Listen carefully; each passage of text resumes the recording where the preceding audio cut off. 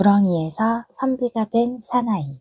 아주 먼 옛날 산이 겹겹이 둘러싸고 맑은 시냇물이 흐르는 작은 마을에 서로를 의지하며 살아가는 노부부가 살고 있었어. 집은 비록 작고 낡았지만 부엌에는 늘 따뜻한 밥 냄새가 퍼졌고 마당에는 계절마다 꽃이 피고 졌지. 하지만 노부부의 마음 한켠엔 늘 채워지지 않는 빈자리가 있었어. 바로 자식이 없다는 것이었지. 노부부는 매일같이 빌었어. 부디 우리에게 자식 하나만이라도 내려주소서. 비 오는 날엔 비소리를 들으며 빌고 달 밝은 밤에는 달을 향해 두 손 모아 빌었지. 그러던 어느 날 새벽 부엌 아궁이 쪽에서 이상한 소리가 들렸어.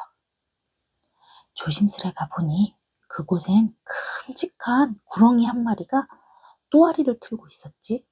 노부부는 깜짝 놀랐지만 곧 서로를 바라보며 고개를 끄덕였지. 이 아이가 하늘이 내려준 자식일지도 모르겠구나. 그날부터 노부부는 구렁이를 자식처럼 정성껏 길렀어.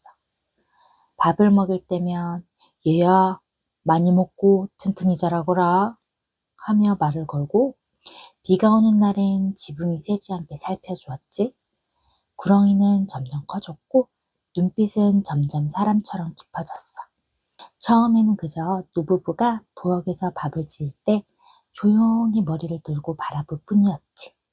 그러다 어느 날부턴가 할아버지가 말을 걸면 구렁이가 천천히 고개를 끄덕였고 할머니가 그래 그렇지 하고 웃으면 꼬리를 살짝 흔들며 대답하는 듯 했어. 비 오는 날이면 구렁이는 마루 끝에 또아리를 틀고 앉아 빗소리를 함께 듣곤 했어. 노부부가 아프기라도 하면 방 앞을 떠나지 않고 조용히 지켜보고 있었지. 그 모습을 보며 노부부는 말하곤 했어. 말은 못해도 우리말은 다 알아듣는 것 같구나.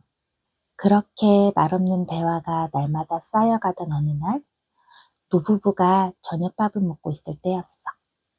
구렁이가 천천히 머리를 들더니 낮고 또렷한 목소리로 말했지. 어머니, 아버지. 노부부는 깜짝 놀라 숟가락을 내려놓았어. 구렁이는 잠시 고개를 숙였다가 조심스럽게 말을 이었지.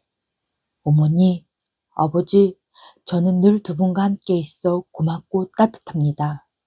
하지만 밤이 깊어지고 마당에 달빛만 가득할 때면 혼자라는 생각이 들어 마음이 쓸쓸해집니다.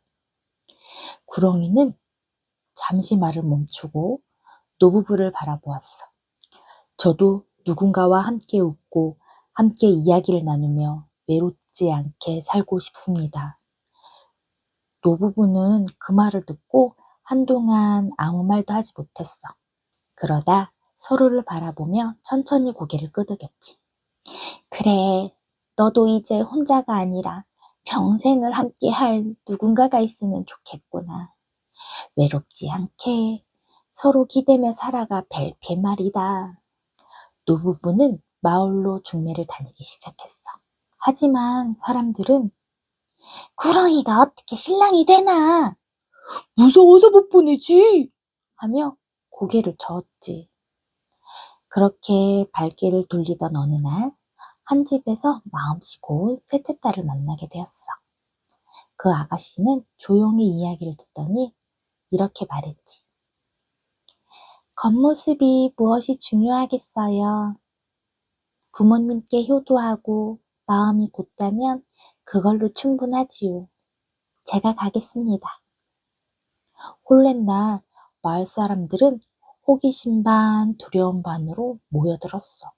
신부는 고운 옷을 입고 구렁이는 비단보자기에 쌓여 신랑 자리에 앉았지. 그날 밤 신부가 조심스럽게 신랑 방에 들어가 보니 방 안에는 놀라운 광경이 펼쳐져 있었어. 구렁이는 사라지고 그 자리에 잘생기고 단정한 젊은 선비가 서 있었던 거야. 그는 고개를 숙이며 조용히 말했지. 저는 오래전 사람으로 태어나 한 마을에서 살던 선비였습니다. 그를 좋아하고 세상을 널리 이롭게 하겠다고 꿈꾸던 사람이었지요. 하지만 저는 어느 날 큰 잘못을 저질렀습니다. 그는 잠시 말을 멈추고 천천히 숨을 고른 뒤 말을 이었어. 산속에서 길을 잃은 노인을 만난 적이 있습니다. 그 노인은 굶주리고 있었고 저는 그에게 따뜻한 밥과 잠자리를 약속했지요.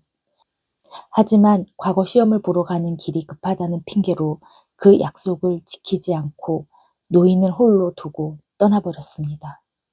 그 노인은 사람의 모습으로 나타난 산신령이었습니다. 산신령은 제 이기심과 거짓된 약속을 꾸짖으며 이렇게 말했지요.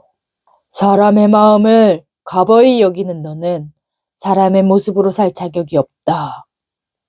그리하여 저는 낮에는 구렁이의 모습으로 살아가며 사람의 마음을 다시 배우라는 벌을 받게 되었습니다. 그는 신부를 바라보며 조용히 미소 지었어. 하지만 겉모습이 아닌 마음으로 저를 받아준 당신과 부모님을 만나 비로소 다시 사람의 모습으로 돌아올 수 있었지요. 신부는 놀라면서도 조용히 고개를 끄덕였어. 이제 알았어요. 당신은 처음부터 선비였군요. 그날 이후 그는 더 이상 구렁이로 변하지 않았고 사람들은 그를 구렁선비라고 부르게 되었어. 선비는 글 공부를 열심히 하여 과거에 급제하고 나라에 꼭 필요한 훌륭한 관리가 되었지. 그리고 가난했던 부모님을 모셔 큰 집을 지어드리고 효도하며 살았어.